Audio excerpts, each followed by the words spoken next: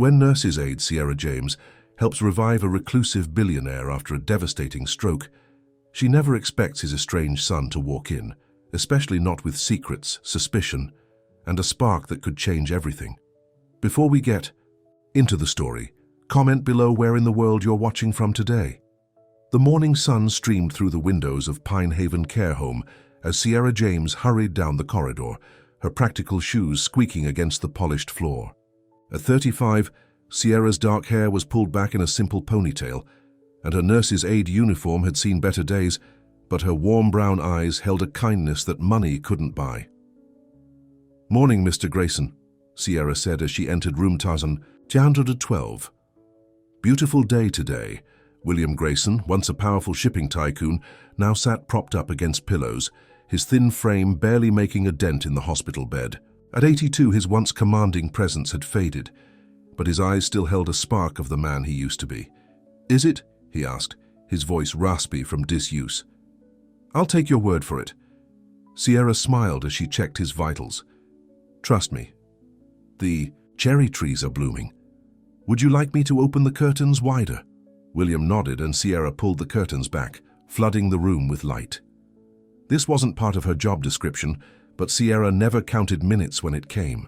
Had her patience, especially not with William, who rarely had visitors despite being one of the richest men in the state.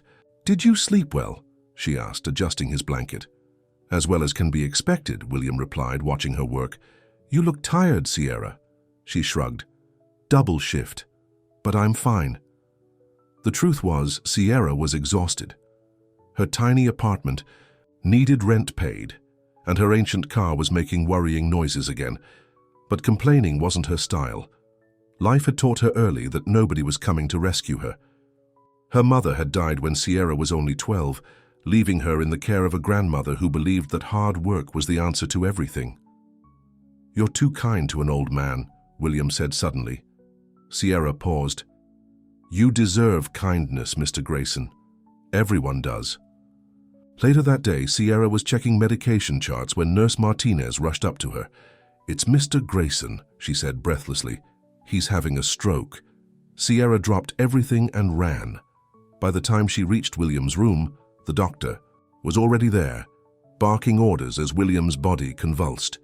His face was twisted in pain, his eyes wide with fear. The next few hours were a blur of activity. Tests were ordered, specialists consulted. Sierra stayed long past the end of her shift, watching the monitors and whispering reassurances to William, even though he couldn't respond. "You'll be okay," she said softly, holding his limp hand. "I'm right here." When the night shift arrived, the head nurse told Sierra to go home. "There's nothing more you can do," she said. "He's stable for now." But Sierra couldn't sleep that night. She kept seeing William's frightened eyes, kept hearing the beeping of the machines. The next morning she arrived an hour early, stopping by a small record store to buy a jazz album. She remembered William mentioning once, "I brought you something," she told him, even though he remained unconscious. She set up a small portable player and let the smooth saxophone fill the room. "You said Louis Armstrong always lifted your spirits." Days turned into weeks. William remained mostly unresponsive, occasionally opening his eyes but unable to speak. Sierra talked to him anyway, telling him about her day, reading him the newspaper, playing his favorite music. One Sunday she smuggled in a slice of apple pie from the diner across the street. "Don't tell anyone," she said with a conspiratorial smile, setting it on his bedside table. "But you mentioned once that your mother used to make the best apple pie. This probably doesn't compare, but the smell might bring back good memories." She didn't expect a response, so when William's eyes fluttered open and fixed on her, she gasped. "Mr. Grayson, can you hear me?" His lips moved slightly, though no sound came out. Sierra pressed the call button for the nurse, her heart racing with hope. Dr. Peterson examined William thoroughly, making notes on his clipboard. "There's definitely increased brain activity," he said. "But recovery from a stroke this severe is unpredictable. He may never fully regain his speech or mobility." "But there's a chance?" Sierra asked. Dr. Peterson's expression softened. "There's always a chance, especially with such dedicated care." That evening, Sierra sat by William's bed, reading aloud from a book of poetry she'd found in the care home's small library. She was so engrossed that she didn't notice the tall figure standing in the doorway until a deep voice interrupted. "What are you doing?" Sierra looked up, startled. A man in an expensive suit stood watching her, his face a harder, younger version of William's. He had the same strong jaw, the same piercing blue eyes, but none of the warmth. "I'm reading to your father," she said, recognizing him immediately from the photographs in William's room. "You must be Damien." Damien Grayson stepped into the room, his presence immediately filling the space. At 42, he had the confident bearing of a man used to being in charge. His dark hair was perfectly styled, his watch probably cost more than Sierra made in a year, and his expression was guarded. "And you are?" he asked coolly. "Sierra James. I'm a nurse's aide here at Pine Haven. Is reading poetry part of your job?" "Description, Miss James." There was an edge to his voice that made Sierra sit up straighter. "No, Mr. Grayson, but your father enjoys it." Damien glanced at the unconscious man. "How would you know what he enjoys? He can't exactly tell you." Sierra closed the book, keeping her voice even. "He had a good morning today. His brain scans show increased activity when there's music or when someone's talking to him." Damien seemed taken aback by her calm response. He'd clearly expected her to be intimidated. When she wasn't, he didn't quite know how to proceed. He walked to the window, looking out at the care home's modest garden. "How long has he been like this?" "Since the stroke? About 3 weeks now. And the prognosis?" Sierra hesitated. "Dr. Peterson can give you the medical details, but he's shown some positive signs. He opened his eyes earlier today." Damien turned, a flicker of something. Surprise? Hope? Crossing his face before it returned to its impassive mask. "I'll speak with the doctor," he said. "In the meantime, I'd appreciate it if you'd stick to your actual duties." Sierra stood, gathering her dignity around her like armor. "With all due respect, Mr. Grayson, your father responds positively to human connection. That is part of my duty, the most important part." For a moment they stared at each other, neither backing down. Then Sierra noticed something unexpected. Uncertainty in Damien's eyes. "He hasn't had many visitors," she added more gently. Damien's jaw tightened. "That's really none of your business." "You're right, I apologize." Sierra moved toward the door, then paused. "The jazz records on the shelf, they're his favorites. He mentioned once that you used to listen to them together when you were young." She left Damien standing there, staring at his father with an unreadable expression. The next day, Sierra was surprised to see Damien back at the care home. He was sitting stiffly beside William's bed, looking profoundly uncomfortable. He wasn't speaking, just watching the rise and fall of his father's chest. Sierra went about her duties, giving them privacy. But later, when she brought William's medication, she found Damien in the hallway on his phone, speaking sharply to someone about market shares and quarterly projections. "I don't care what Hamilton thinks," he was saying. "The acquisition goes forward as planned. I'll be back in the office tomorrow." He ended the call when he saw Sierra approaching. "Mr. Grayson," she acknowledged with a nod. "Ms. James." He pocketed his phone. "I've spoken with Dr. Peterson. He seems to think my father's condition is relatively stable." "That's good news." Damien ran a hand through his hair, a gesture that made him seem suddenly human. "I'm having him transferred to a private facility in the city." Sierra felt a jolt of alarm. "When?" "As soon as it can be arranged. Next week, possibly." "Is that what your father would want?" Damien's eyes narrowed. "I'm his next of kin. The decision is mine to make." Sierra knew she was overstepping, but she couldn't help herself. "Mr. Grayson, your father has established a routine here. He's showing signs of improvement. Moving him now could be disruptive. The care at Westside Memorial is superior. The care is different," Sierra corrected. "More clinical, perhaps. But your father responds to familiarity, to human connection. Are you questioning my judgment, Ms. James?" Sierra met his gaze steadily. "I'm advocating for my patient." Something shifted in Damien's expression, not softening exactly, but a flicker of respect. "I'll take your opinion under advisement," he said finally. Sierra doubted he meant it, but she nodded anyway. "Thank you." That night, Sierra checked on William before leaving. She was surprised to find Damien still there, sitting in silence. A record player had been set up, the one from William's room, and soft jazz filled the air. Damien looked up, clearly embarrassed to be caught in what might be construed as a sentimental moment. "You're working late," he observed. "So are you," Sierra replied. He gestured vaguely. "I had some calls to make, time difference with Europe." They both knew it was an excuse, but Sierra didn't call him on it. Instead, she checked William's IV and adjusted his blanket. "His color is better today," she said. Damien watched her work. "You do this every night? Check on him personally?" "When I can." "Why?" The question seemed to surprise him as much as it did her. Sierra considered her answer carefully. "Because everyone deserves to be treated with dignity, and because no one should be alone when they're vulnerable." Damien studied her, as if trying to solve a puzzle. "You don't know him. The kind of man he was." "I know the kind of man he is." "Now," Sierra said simply, "that's enough for me." As she turned to leave, Damien called after her. "Miss James?" She paused. "Thank you," he said, the words clearly unfamiliar on his tongue. "For the record suggestion. It seems to help." Sierra smiled, a real smile that reached her eyes. "You're welcome, Mr. Grayson. Good night." After she left, Damien sat in the darkened room, listening to the music that had filled his childhood home before everything fell apart. Before his mother died, and his father retreated into work and silence. Before Damien learned to turn his own heart to stone, he looked at the old man in the bed, diminished now, but once so powerful. So distant. And for the first time in years, Damien allowed himself to feel something other than resentment. He didn't know it yet, but the wall he'd built around his heart had just developed its first tiny crack. And Sierra James, with her unflinching compassion and quiet strength, had put it there. A week passed, and to Sierra's surprise, William remained at Pinehaven. She had been certain that Damien would transfer his father to the expensive private hospital despite her objections. But each day she arrived at work to find William still there, with no mention of any transfer plans. What was even more surprising was Damien's continued presence.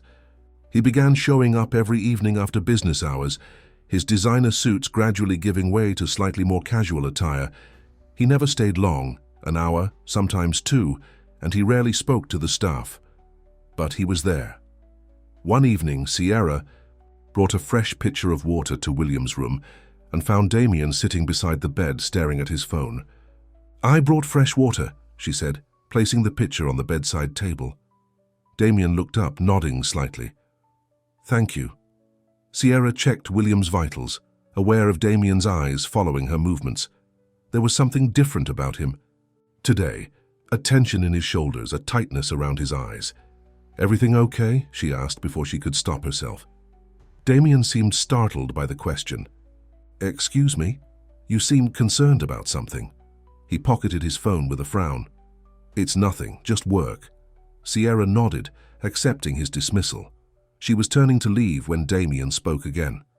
"Actually, it's my father's company." He sounded reluctant to share, yet somehow compelled to. "There are some irregularities I discovered in the financial reports." Sierra paused. "Irregularities." "Since his stroke, my father's board of directors has been making decisions that don't align with his usual business strategies." Damien's jaw tightened.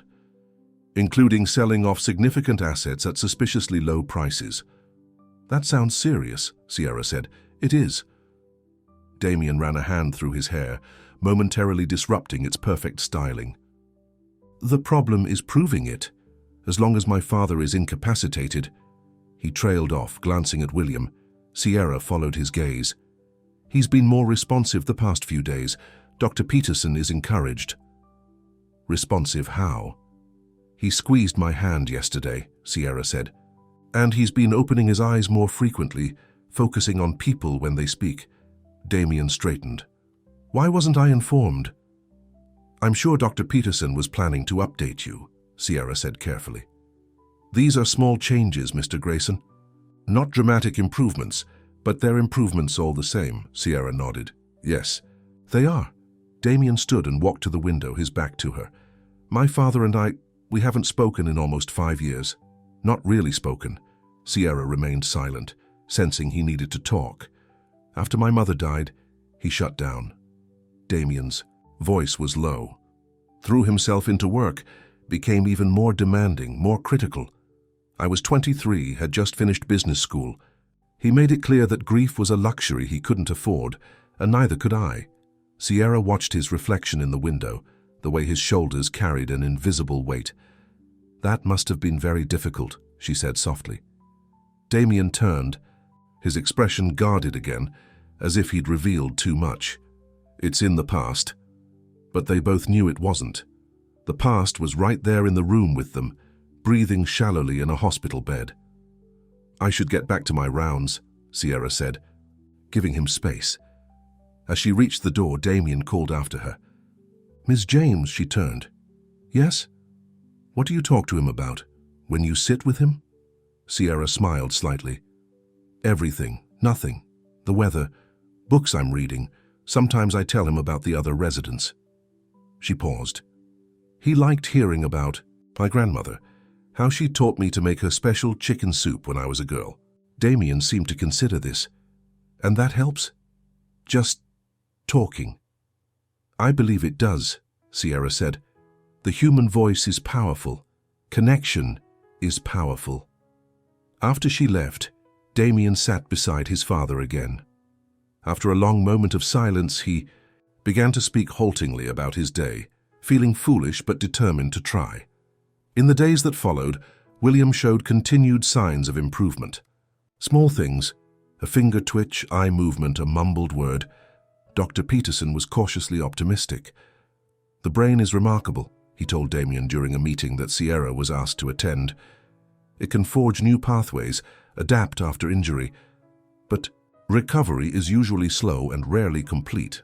"What's the best-case scenario?" Damien asked. Dr. Peterson glanced at Sierra before answering.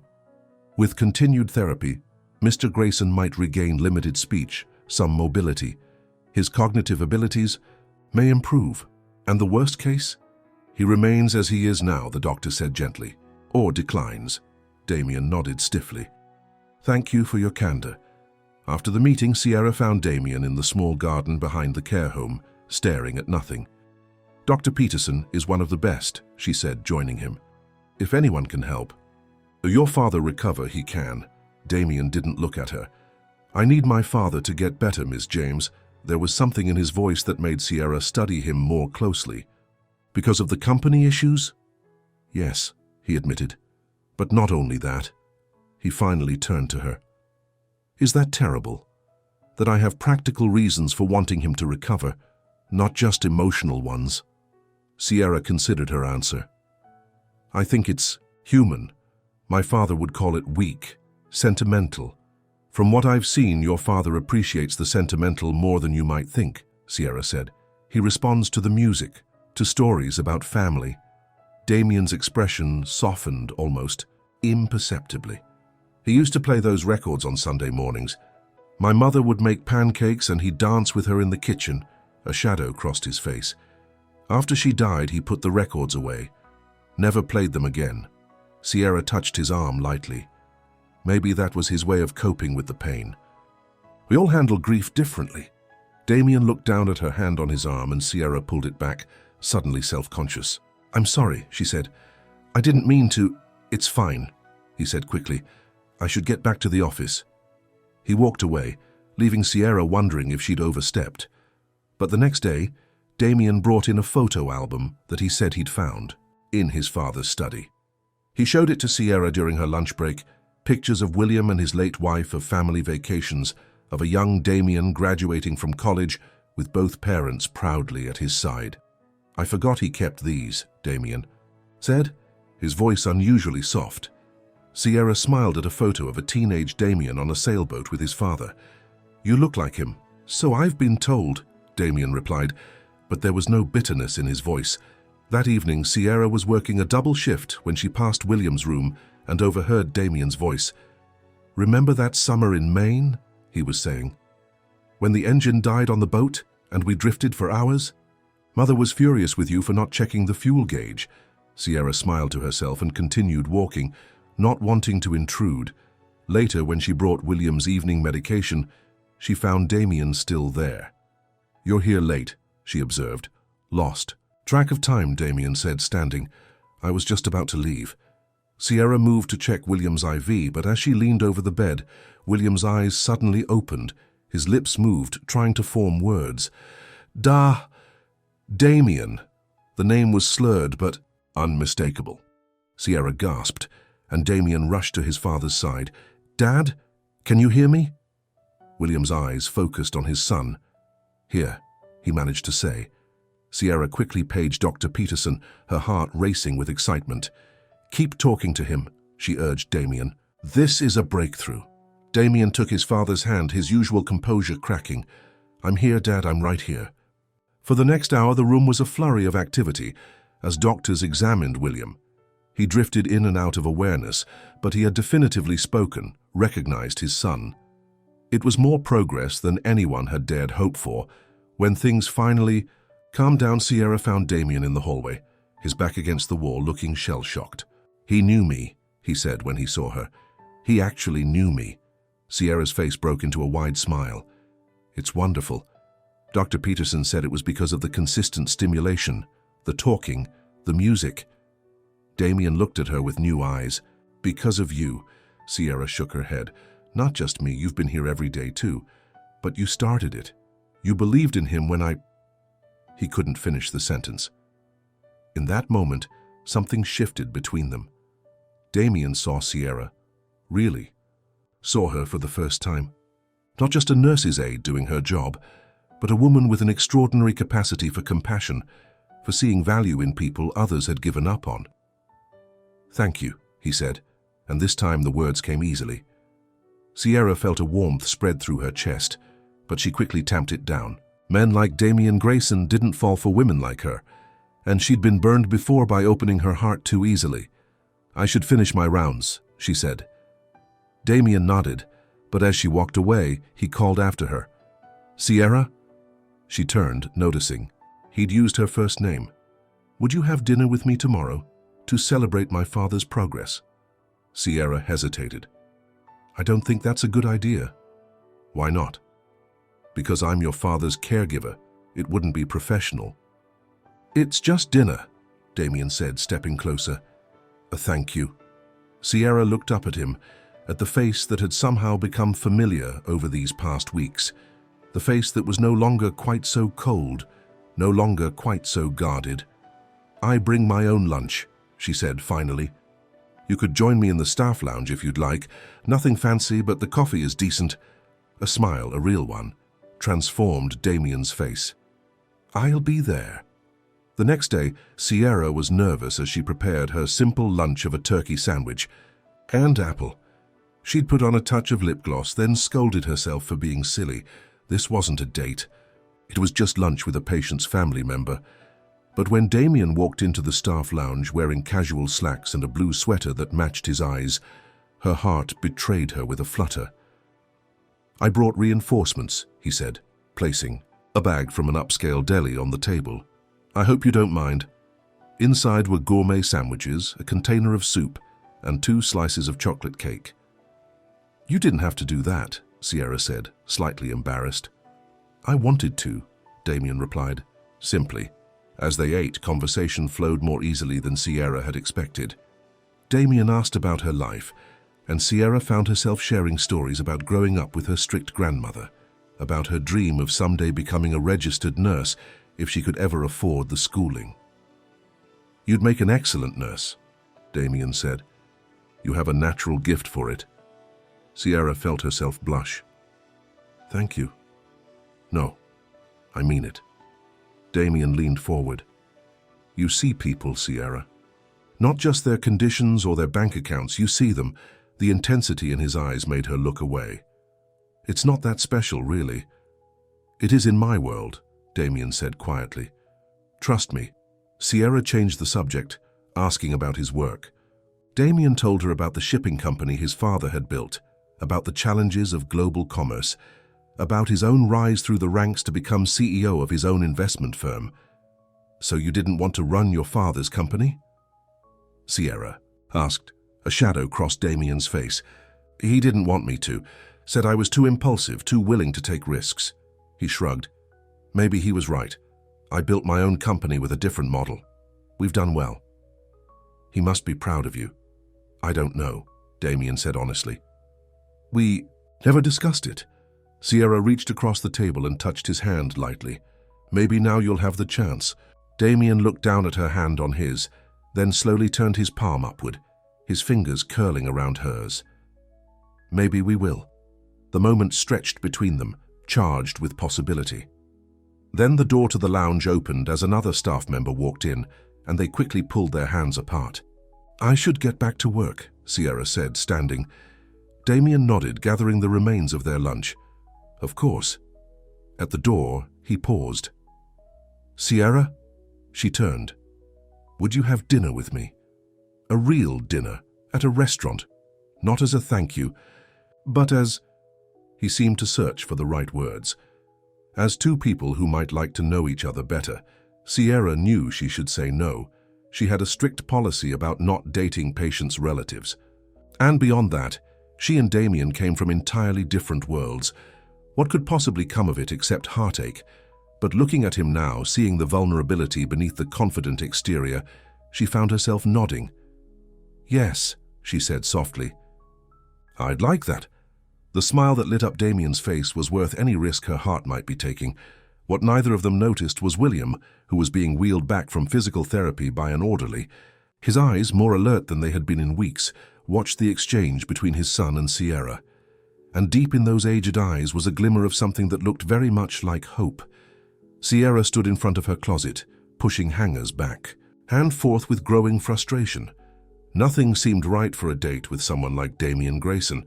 Most of her clothes were practical: jeans, simple tops, comfortable shoes. Perfect for her busy life of work and little else, but not for dining at the kind of restaurant where Damien probably had a permanent reservation. Finally, she pulled out a simple blue dress she'd bought on sale last year for a co-worker's wedding. It wasn't fancy, but it was the best she had. She paired it with her only decent pair of heels and a silver necklace that had belonged to her mother. As she applied a light touch of makeup, Sierra wondered what she was doing. She and Damien were from completely different worlds. He was wealthy, powerful, used to the finer things. She was a nurse's aide living paycheck to paycheck in a tiny apartment. This is crazy, she told her reflection. But she didn't cancel. Damien arrived exactly on time, looking devastatingly handsome in a charcoal suit that probably cost more than 3 months of Sierra's rent. When Sierra opened her apartment door, she saw a flicker of surprise in his eyes, followed by something warmer. You look beautiful, he said simply. Sierra felt her cheeks warm. Thank you. He'd brought her flowers, not an elaborate arrangement, but a simple bouquet of daisies and sunflowers that somehow seemed perfect. I remembered you mentioned these were your favorites, he said, suddenly seeming almost shy. Sierra was touched that he'd remembered such a small detail from their conversations at the care home. They are. Thank you. She put them in water before they left, Damien waiting patiently in her small living room, looking both out of place and strangely right. To Sierra's surprise, Damien didn't take her to an upscale restaurant in the city as she'd expected. Instead, they drove to a small Italian place overlooking the harbor, tucked away from the main tourist areas. I hope this is okay, he said, as they were seated at a table by the window. It's not very fancy, but the food is excellent. My mother used to love this place. It's perfect, Sierra said, genuinely pleased. The restaurant was cozy and warm, with checkered tablecloths and candles in wine bottles. It felt personal in a way a 5-star restaurant wouldn't have. Over plates of homemade pasta and glasses of wine, they talked more easily than Sierra had expected. Damien asked questions about her life and actually listened to the answers. He wanted to know about her dreams, her struggles, the grandmother who had raised her with stern love. She sounds like a formidable woman, Damien said with a smile. She was, Sierra agreed. Worked as a housekeeper her whole life, raised me on her own after my mom died. Never complained, never asked for help. She twirled pasta around her fork. She's the one who taught me that hard work and kindness were the 2 most important things in life. She did a good job, Damien said softly. Sierra looked up, caught by the sincerity in his voice. What about your mother? What was she like? A shadow of old grief crossed Damien's face, but he didn't deflect the question. She was warmth personified, always laughing, always making our house feel like a home. He smiled at a memory. She was the opposite of my father in many ways, spontaneous, emotional, terrible with business, but brilliant with people. They balanced each other, Sierra suggested. They did. Damien's eyes grew distant. When she died, cancer, it was quick but brutal. It was like all the light went out of our home. My father, he paused. He couldn't cope with the grief, so he just shut down that part of himself, and he expected me to do the same. But you couldn't, Sierra said gently. No. Damien met her eyes. But I tried. For years, I tried to be what he wanted. Cold, calculating, focused only on success. And I got very good at it. Too good. Damien's laugh was without humor. Yes, too good. I have the corner office and the investment portfolio to prove it, and not much else. The admission hung between them, surprisingly vulnerable from a man Sierra had first seen as the epitome of cold ambition. It's never too late to change, she said after a moment. Damien's expression softened as he looked at her. I'm beginning to believe that. They shared dessert, a rich tiramisu that Sierra declared was the best she'd ever tasted, and talked about lighter topics, favorite books, travel destinations, the small joys of everyday life that Sierra treasured, and Damien was just beginning to notice again. On the drive back to her apartment, a comfortable silence fell between them. Sierra looked out at the city lights, feeling a warmth that had nothing to do with the wine. At her door, Damien hesitated. I had a wonderful time, he said. So did I, Sierra replied honestly. He stepped closer, and Sierra's heart quickened. For a moment she thought he might kiss her. Instead, he took her hand and squeezed it gently. Good night, Sierra. Good night, Damien. She watched him walk to his car, torn between disappointment and relief. She was falling for him. She could admit that now, but she was also afraid. Men like Damien didn't usually end up with women like her, not in real life. The next day at work, Sierra tried to maintain her professional demeanor, but she couldn't. Help the flutter in her stomach when Damien arrived for his daily visit with William. He caught her eye across the nurse's station and smiled, a small private smile that made her cheeks warm. They didn't get a chance to talk alone, but that smile told Sierra everything she needed to know. Last night had meant something to him. 2. William's recovery continued to progress slowly but steadily. He was now able to speak in short sentences, though his words were sometimes slurred. His right side remained mostly paralyzed, but he had regained some movement in his left arm and hand. Dr. Peterson was pleased. This is remarkable progress for someone his age, he told Damien during a follow-up meeting that Sierra attended. His determination is impressive. He was always stubborn, Damien said, but there was fondness in his voice now where there once would have been criticism. After the meeting, Damien and Sierra walked together to William's room. My father asked about you this morning. Damien said. Sierra looked surprised. About me? He wanted to know if I'd been smart enough to ask you to dinner yet. Damien's lips quirked in a half smile. Apparently, he's been more aware than we realized. Sierra laughed, then grew serious. Does that bother you?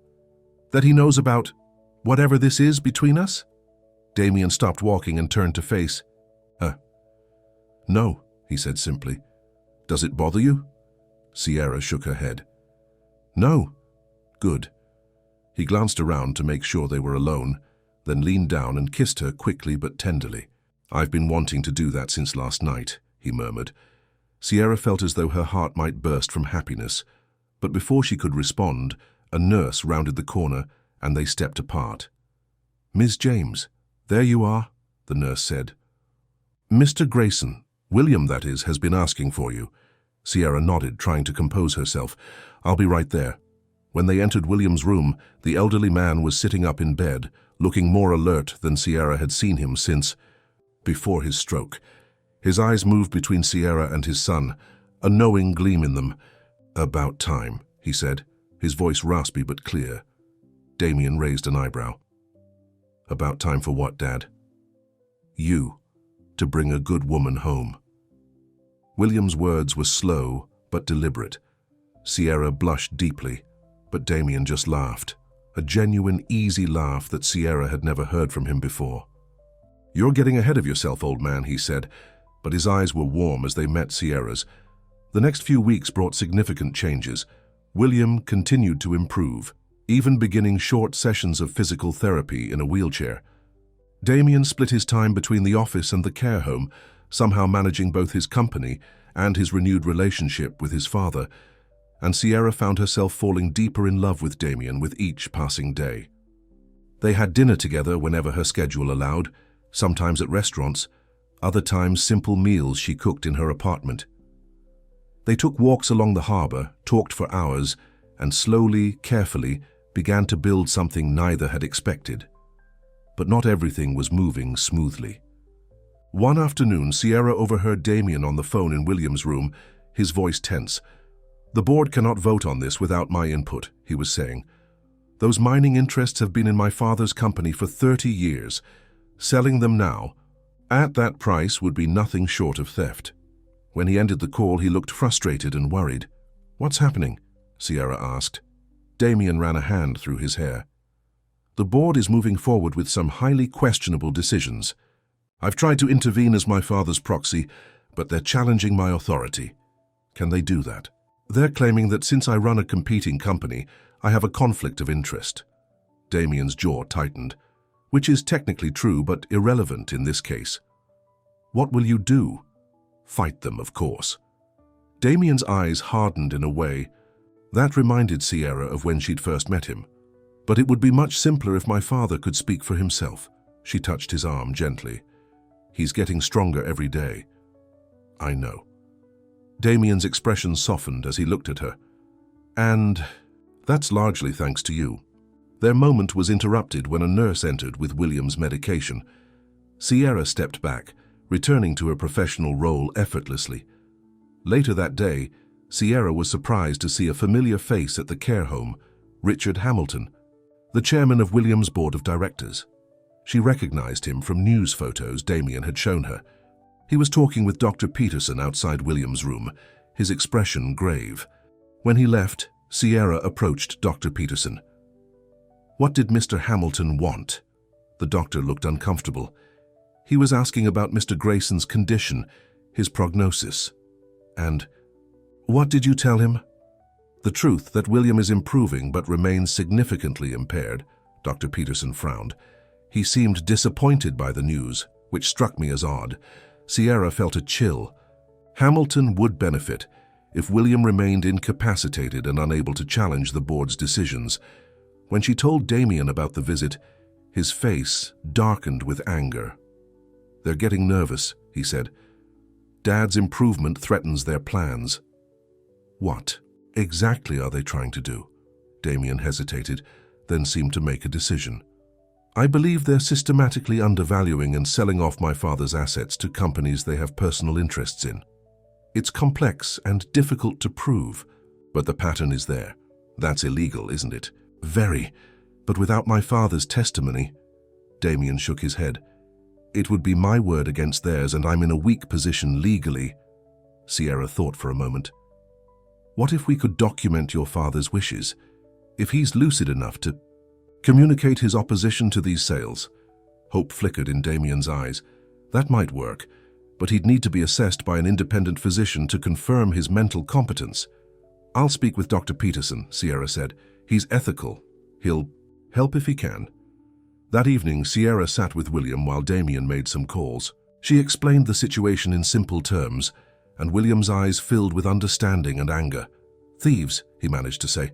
"My company, my life's work." "We're going to help you stop them," Sierra promised, taking his hand. "But you need to keep getting stronger." William squeezed her hand with surprising strength. "For Damien," he said. "And you?" Sierra smiled. "Yes, for both of us." The next day, Dr. Peterson arranged for a respected neurologist to examine William. The assessment was cautiously positive. William was deemed to have periods of clear mental capacity, though his communication limitations made legal matters complicated. Damien immediately contacted his lawyers, who began preparing documents for William to sign, expressing his explicit opposition to the recent board decisions and temporarily granting Damien full power of attorney. "This will buy us time," Damien explained to Sierra. "Time for Dad to get stronger, for us to gather evidence."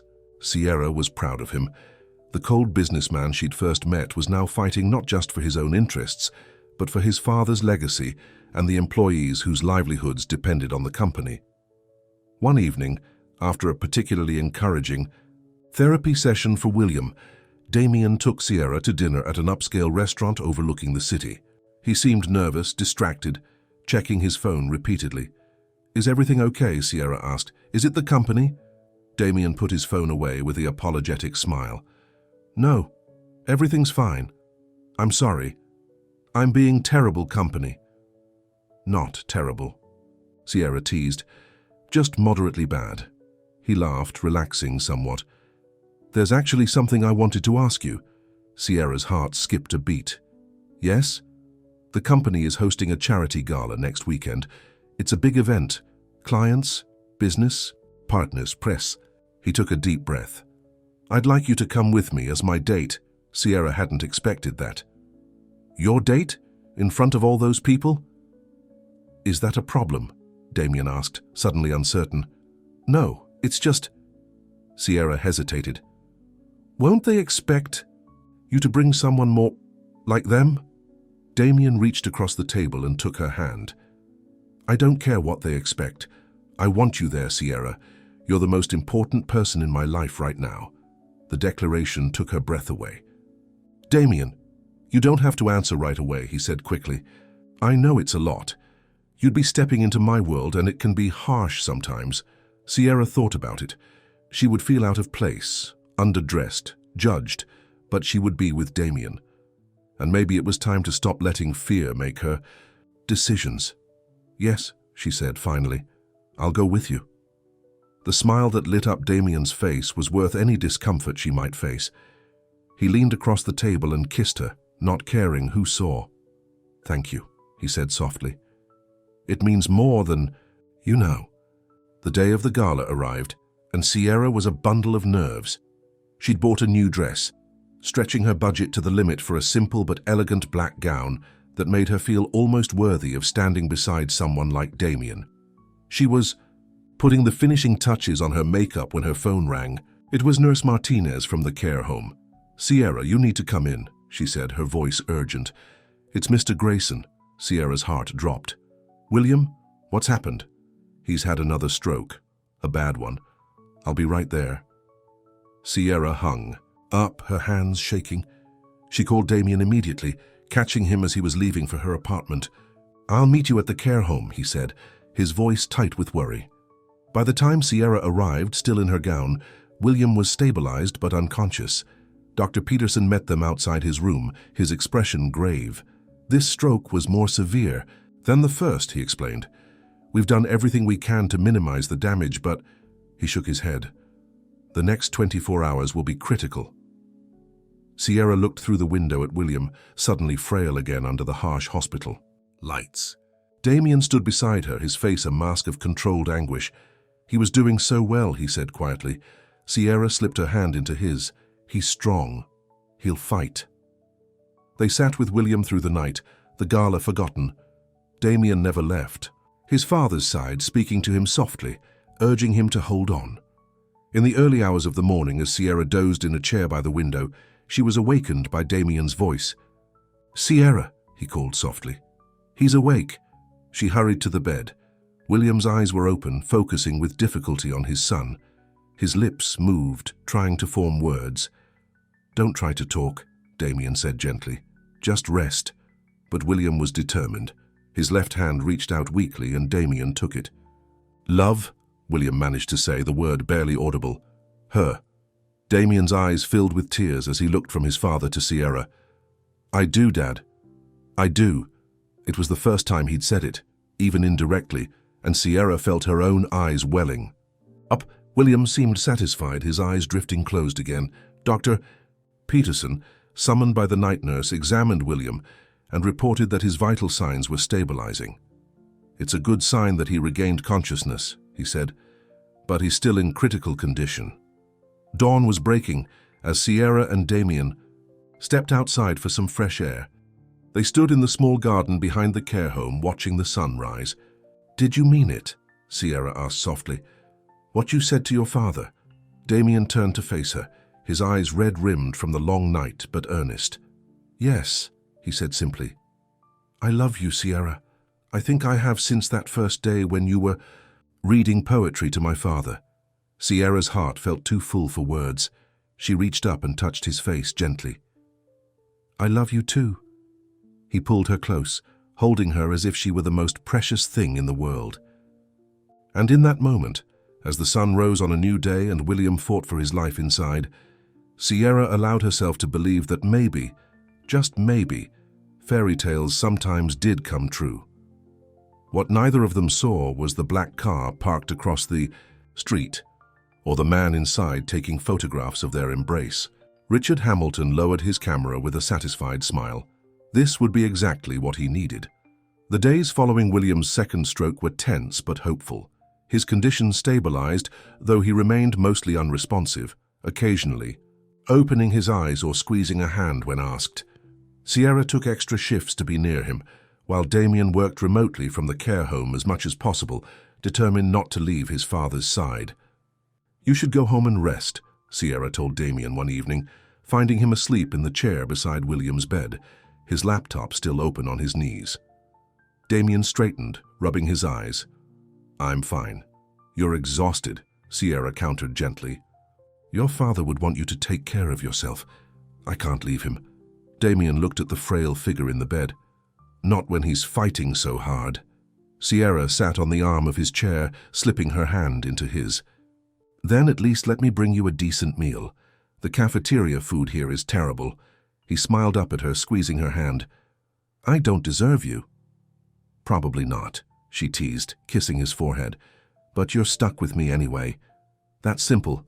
Moment of tenderness was captured in a photograph that appeared the next morning in the business section of the city newspaper, alongside the headline, "Grayson Heir Romances Father's Caretaker Amid Company Crisis." Sierra saw it first, the paper left conspicuously on the nurse's station counter. Her stomach dropped as she read the accompanying article, which insinuated that Damien was using his relationship with a care worker to gain control of his father's company assets, while the elderly man was incapacitated. The article quoted Richard Hamilton extensively, expressing grave concerns about Damien's motivations and suggesting that Sierra might be helping him manipulate William's care for financial gain. "This is outrageous," Nurse Martinez said, reading over Sierra's shoulder. "Everyone here knows how dedicated you've been to Mr. Grayson's recovery." Sierra could barely speak past the knot in her throat. "I need to find Damien." She found him in the parking lot, having just arrived. One look at his face told her he'd seen the article. "Damien, don't," he said sharply, then immediately softened. "I'm sorry.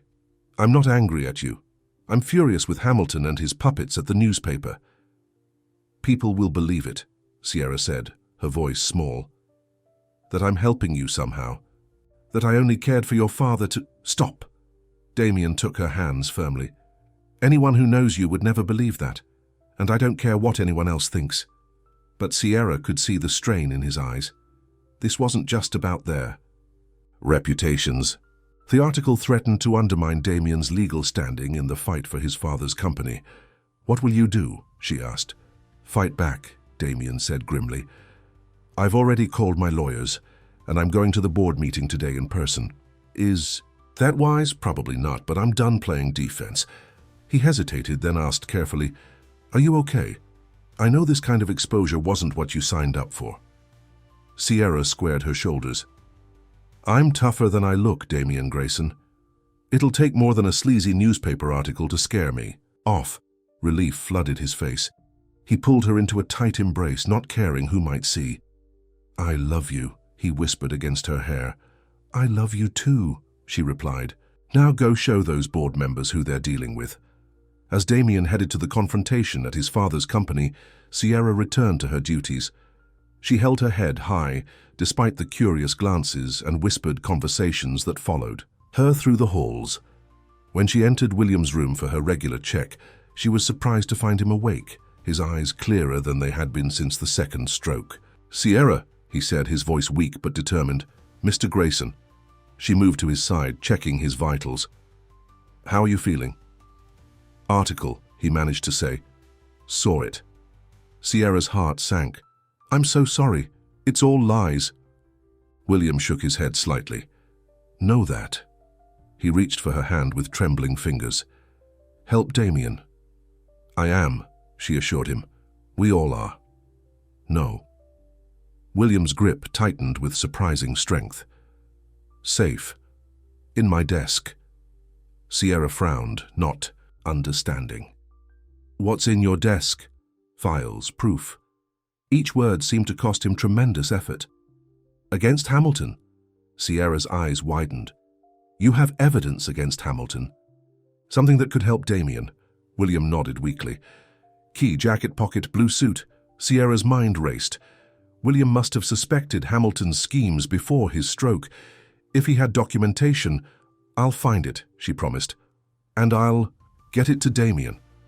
William relaxed slightly, the effort of communication clearly exhausting him. After ensuring William was comfortable, Sierra called Damien, but the call went straight to voicemail. The board meeting must have already started. Making a quick decision, Sierra spoke with Dr. Peterson, explaining the situation. He agreed to stay with William while Sierra took her lunch break early. "Be careful," the doctor warned. "If what Mr. Grayson says is true, these people have already shown they'll go to great lengths to protect themselves." Sierra drove to the Grayson mansion, a stately home she had seen only in photographs. The housekeeper, who knew Sierra from Damien's descriptions, let her in reluctantly. "Mr. Damien didn't mention you'd be coming," she said. "It's an emergency," Sierra explained. "William, Mr. Grayson Sr., sent me to find something in his study." The housekeeper led her to William's study, a handsome room lined with books and dominated by a massive desk. Sierra found the blue suit jacket hanging in a closet nearby. In the inner pocket was a small key. The bottom drawer of William's desk was locked. The key fit perfectly. Inside, Sierra found a folder labeled simply Hamilton. It contained detailed records of transactions, copies of emails, and handwritten notes in William's precise script, all documenting what appeared to be a systematic pattern of fraud by Hamilton and 3 other board members. Sierra's hands trembled as she realized the significance of what she was holding. This was exactly what Damien needed to stop Hamilton. She tried calling Damien again, but still no answer. Looking at her watch, she realized she needed to return to work soon. She couldn't wait. The Grayson shipping headquarters was a gleaming skyscraper downtown. Sierra felt completely out of place as she walked through the lobby in her nurse's scrubs. The folder clutched tightly to her chest. "I need to see Damien Grayson," she told the receptionist. "It's urgent." The young woman looked Sierra up and down skeptically. "Mr. Grayson is in a board meeting. He can't be disturbed." "Please, it's about his father. I'm Sierra James." Recognition flickered in the receptionist's eyes. Clearly she had seen the newspaper article. "Take a seat, Ms. James. I'll see what I can do." Sierra waited anxiously, checking the time repeatedly. She needed to get back to the care home for her afternoon shift. After what felt like hours but was really only 15 minutes, a security guard approached. "Ms. James, Mr. Hamilton asked me to escort you up." Something in his tone made Sierra uneasy, but she followed. The folder felt heavy in her hands. The boardroom was on the top floor. Through the glass walls, Sierra could see a tense meeting in progress. Damien sat at one end of a long table, facing Hamilton and several other stern-faced executives. When the security guard opened the door, all heads turned toward her. Damien's face registered shock, then alarm. "Sierra, what are you doing here?" "Before," she could answer. Hamilton rose, smiling thinly. "Ms. James, how kind of you to join us. We were just discussing you, in fact." "I need to speak with Damien," Sierra said firmly. "It's about his father." "Is William all right?" Damien asked, already. "On his feet, he's stable," Sierra assured him. "But he sent me to find something important." Hamilton's smile faltered slightly. "Whatever personal matters you have with Mr. Grayson can surely wait until after our meeting." Sierra met his gaze directly. "Actually, Mr. Hamilton, this concerns you too." She walked to Damien, handing him the folder. "Your father kept records. He knew what was happening."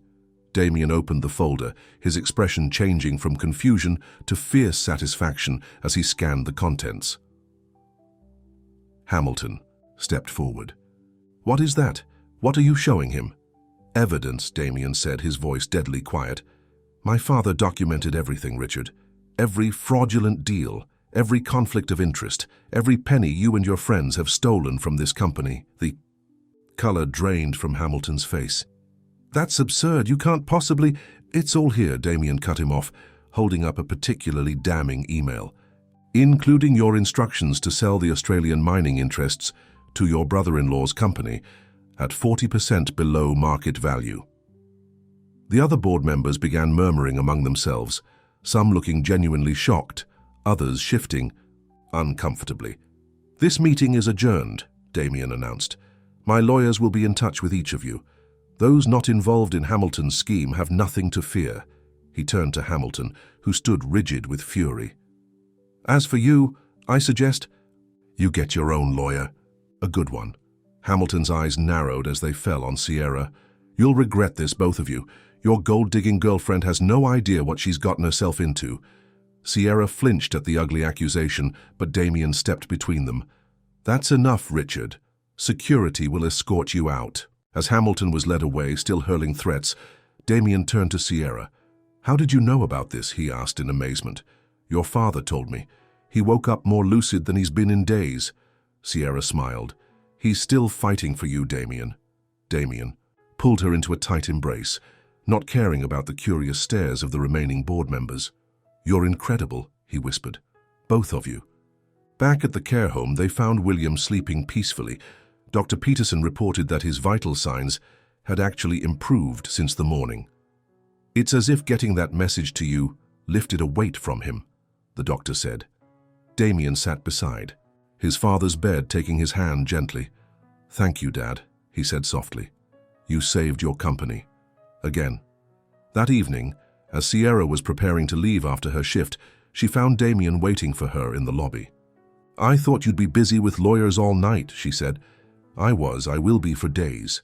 He took her hands. "But I needed to see you first. Is everything okay?" "Better than okay." His eyes shone with a new light. "The preliminary board vote has been invalidated. Hamilton and his cronies are being removed. And most importantly, my father's condition has been upgraded. Dr. Peterson thinks he might make a more substantial recovery than we hoped." Sierra's face lit up. "Damien, that's wonderful." "None of it would have happened without you," he said, seriously. "You've changed everything, Sierra. My relationship with my father, my perspective on what matters in life." He paused. "My heart." Sierra felt tears stinging her eyes. "I was just doing my job." "No." Damien shook his head. "I were doing what you always do, seeing people as they really are, not as their bank accounts or job titles or mistakes define them." His voice grew softer. "You saw me, Sierra. Not the cold businessman everyone else sees, just me." He pulled her close, not caring who might be watching. "And I see you too. I see your strength, your compassion, your extraordinary heart. And I love everything I see." Sierra's tears spilled over as she wrapped her arms around him. "I love you too." 3 months later, William Grayson sat in a wheelchair in the garden of his mansion, watching as Damien and Sierra walked hand in hand among the roses. His recovery had exceeded all expectations. Though his right side remained weakened, he had regained most of his speech and enough mobility to begin using a wheelchair. "They look happy," said Nurse Martinez, who had been hired as William's private nurse. "They are," William replied, his voice stronger now after weeks of therapy. "Never thought I'd see my son like this." "Like what?" "At peace." William smiled. "In love." Across the garden, Damien stopped beside a particularly beautiful white rose bush. He turned to Sierra, taking both her hands in his. "What?" she asked, noticing the sudden seriousness in his expression. "I've been thinking," Damien began. "These past months have shown me what really matters in life, not business deals or power or even success." He brushed a strand of hair from her face. "What matters is this, us, family." Sierra's heart began to race as Damien reached into his pocket and dropped to one knee. "I know it hasn't been long," he said, opening a small velvet box to reveal a simple but elegant diamond ring. "But when you know, you know. And I've never been more certain of anything in my life." Sierra's hands flew to her mouth. "Sierra James, you were the one person I couldn't turn away from, the one who saw past my walls and found something worth loving. Will you marry me?" Tears filled Sierra's eyes as she nodded. "Yes," she whispered. "Yes, I will." As Damien slipped the ring onto her finger and rose to kiss her, applause broke out from the direction of the house. William was beaming. Nurse Martinez, beside him with tears in her eyes. Several of the household staff had gathered on the terrace, all smiling. "Did you plan this audience?" Sierra asked, laughing through her tears. "Only your biggest fan," Damien admitted, nodding toward his father. "He insisted on being here." They walked over to William, who reached for Sierra's hand to examine the ring. "Not bad, son," he approved, "though your mother's would have been nice too." "Next time, Dad," Damien said dryly. William's eyes twinkled. "There better not be a next time." He patted Sierra's hand. "Welcome to the family, my dear. Officially." "Thank you," Sierra said softly, "for raising a son who learned how to love again." William's eyes grew misty. "Thank you for showing him how." That evening, after a small impromptu celebration, Damien and Sierra stood on the terrace, looking out at the stars. The future stretched before them, a wedding to plan, a life to build together, challenges still to overcome. Sierra thought about how far they had all come. William, once isolated and forgotten, now surrounded by family and care.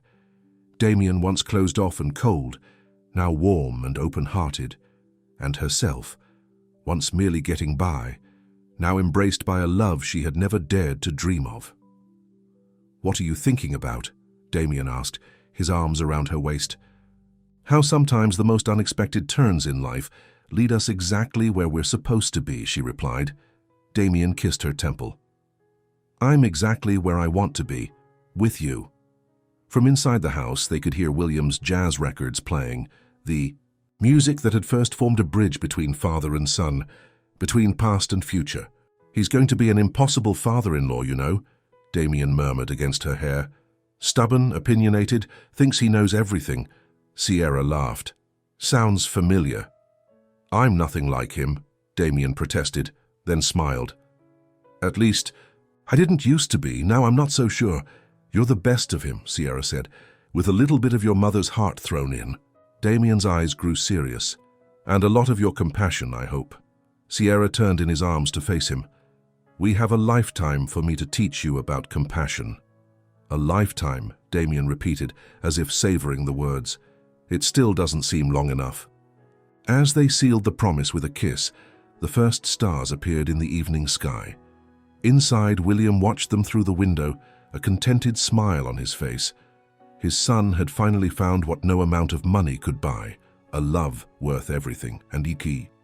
Sierra, the nurse's aide who had once felt so small in this world of wealth and power, had found that the greatest riches came not from what you possess, but from who you let into your heart. In the end, they had all been healed, not just William's body, but Damien's heart and Sierra's soul. The unlikely family they had formed was stronger than any business empire, more valuable than any fortune.